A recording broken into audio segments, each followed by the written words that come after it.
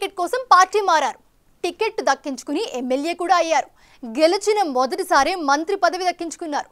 జగన్ పట్ల వీర విధేయతతో వ్యవహరిస్తూ నానా హడావిడి చేశారు. ఆ క్రమంలో సొంత టీం ఏర్పాటు చేసుకుని విచ్చలవిడిగా అవినీతికి పాల్పడ్డారు. అధికారం పోగానే ఆ అవినీతి బాగోతాలని బయటపడుతూ వివిధ పోలీస్ స్టేషన్లలో కేసులు నమోదవుతూ ఉన్నాయి. ఆ కేసుల నుంచి తప్పించుకోవడానికి సదరు లీడర్ నానా పాటలు పడుతున్నారంట. ఇంతకీ ఎవరా నేత ఏంటా కదా?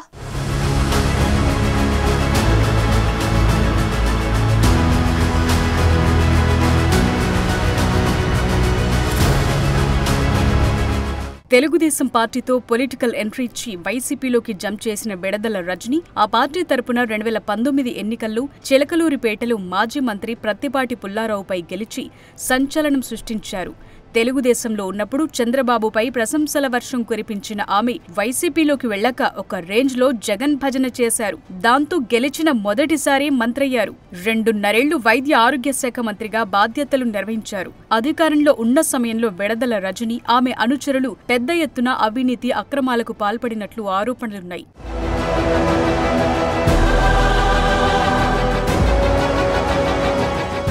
అప్పట్లో వైసీపీ ప్రభుత్వం ఉండటం, ఆమె మంత్రిగా ఉండటం వల్ల ఆమె అవినీతిపై ఎన్ని ఫిర్యాదులొచ్చినా పోలీసులు పెద్దగా పట్టించుకోలేదు. కూటమి ప్రభుత్వం అధికారంలోకొచ్చిన తరువాత బెడదల రజని అవినీతి అక్రమాలు ఒక్కొక్కటిగా వెలుగులోకొస్తున్నాయి. అధికారంలో ఉన్న సమయంలో తెగ హడావిడి చేసిన ఆమె పార్టీ అధికారం కోల్పోయిన నాటి నుంచి పెద్దగా ప్రజల్లో కనిపించటం లేదు.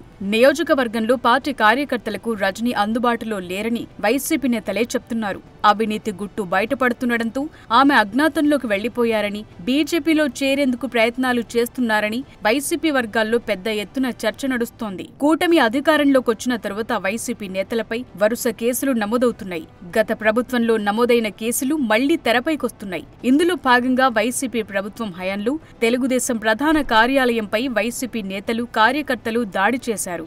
అప్పట్లో ఈ ఘటన దేశవ్యాప్తంగా సంచలనం సృష్టించింది. పోలీసులకు ఫిర్యాదు చేసినప్పటికీ పెద్దగా పట్టించుకోలేదు. కూటమి ప్రభుత్వం అధికారంలోకొచ్చిన తరువాత ఆ కేసుపై దృష్టి సారించింది. ఈ క్రమంలో మాజీ ఎంపీ నందిగం సురేష్, ఎమ్మెల్సీ లేళ్ల అప్పిరెడ్డిలను అరెస్టు చేసిన పోలీసులు మిగిలిన వారిని అరెస్టు చేసేందుకు సిద్ధమవుతున్నారు.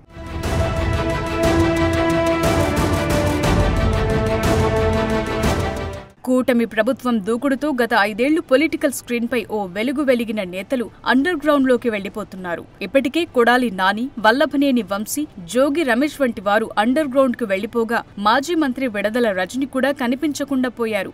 మంత్రిగా ఉన్నప్పుడు రజని పెద్ద ఎత్తున అవినీతి అక్రమాలకు పాల్పడినట్లు ఆరోపణలున్నాయి. అంతేకాక ఇటీవలి కాలంలో రజని అవినీతి అక్రమాలపై పోలీస్ స్టేషన్లలో పలు కేసులు నమోదయ్యాయి. ఆ కేసులపై దృష్టి సారించిన అధికారులు రజనీని త్వరలో అరెస్టు చేసేందుకు రంగం సిద్ధం చేస్తున్నారట.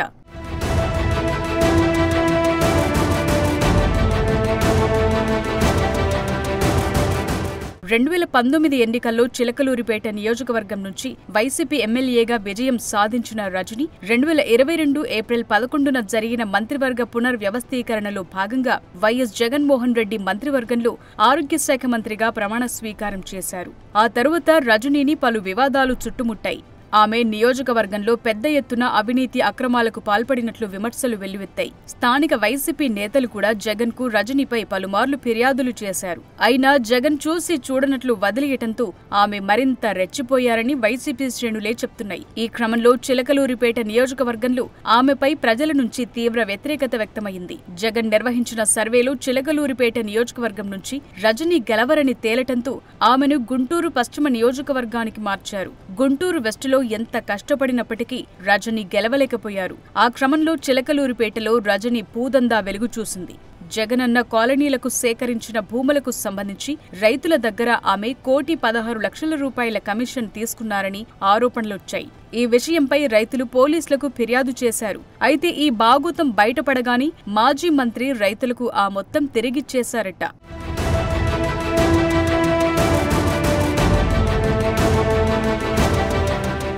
ఎన్నికల ముందు చిలకలూరిపేట టికెట్ ఇప్పిస్తానని తన వద్ద బెడదల రజని 6 కోట్లు తీసుకున్నారని అప్పటి వైసీపీ ఇన్ఛార్జ్ రాజేష్ నాయుడు ఆరోపించారు. గతంలో కొంత మొత్తం తిరిగి చేయగా ఇంకా రావాల్సిన డబ్బు రాకపోవడంతో ఆ డబ్బు కోసం రాజేష్ నాయుడు చర్యలకు సిద్ధమవుతున్నారట.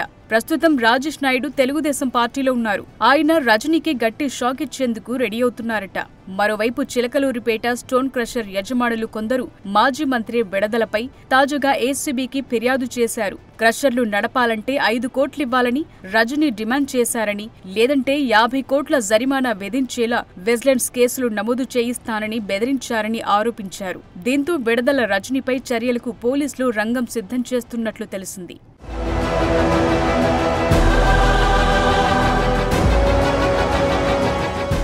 రజనీ తనను చుట్టుముడుతున్న కేసుల నుంచి బయటపడేందుకు అనేక ప్రయత్నాలు చేస్తున్నారని, ఈ క్రమంలో ఆమె బీజేపీలోకి వెళ్లేందుకు ఆ పార్టీ పెద్దలతో చర్చలు జరుపుతున్నారని వైసీపీ నేతలంటున్నారు. మొత్తం మీద రజనీ అవినీతి అక్రమాల గుట్టు రట్టవుతూ వరుసగా కేసులు నమోదవుతుండటంతో ఆమె అరెస్టు నుంచి తప్పించుకునే అవకాశాలు లేవన్న అభిప్రాయం వ్యక్తమవుతోంది.